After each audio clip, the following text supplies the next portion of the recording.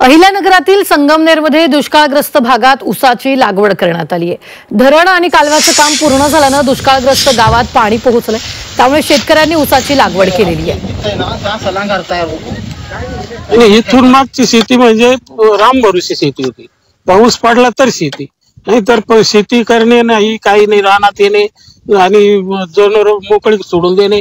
त्यावेळेस पूर्वी सगळं बैल शेती होती, आता ट्रॅक्टर वगैरे आले, परंतु पूर्वी 7-8 बैल घेऊन आम्ही रानात नांगरणी करायचो, कोळपणी करायचो, परंतु ते दिवस संपलेत। आता पाणी आल्यामुळे सगळं यांत्रिकरण आले आणि म्हणून आज सोन्याचे दिवस येऊ पाहतात अशी आमची अपेक्षा या निळवंडेच्या पाण्यामुळे आशा पल्लवी झालेल्या आहेत।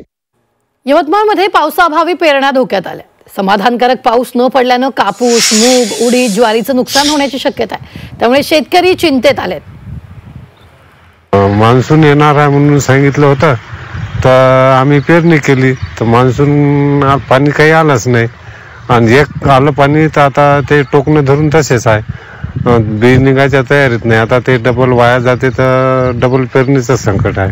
आता ते टोकणं पण नाही तर टोकणंच काढून वर निघूच राहिले नाही। सोलापुरातील अक्कलकोटमध्ये पावसामुळे खरीपाच्या पेरणीला फटका बसलाय। अनेक ठिकाणी खरीपाच्या पेरण्या पूर्ण झाल्या, तर काही ठिकाणी अद्याप पेरण्या सुरू झाल्या नाहीत, त्यामुळे शेतकरी संकटात सापडला।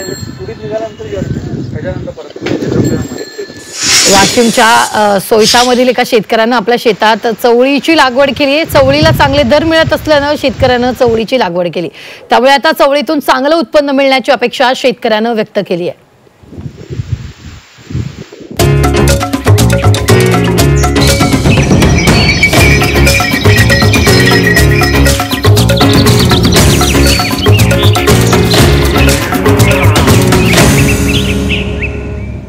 पीक पाणी पॉवर्ड बाय नेचर केअर फर्टिलायझर्सचे ग्रीन हार्वेस्ट स्पेशल दर्जेदार सेंद्रिय खत।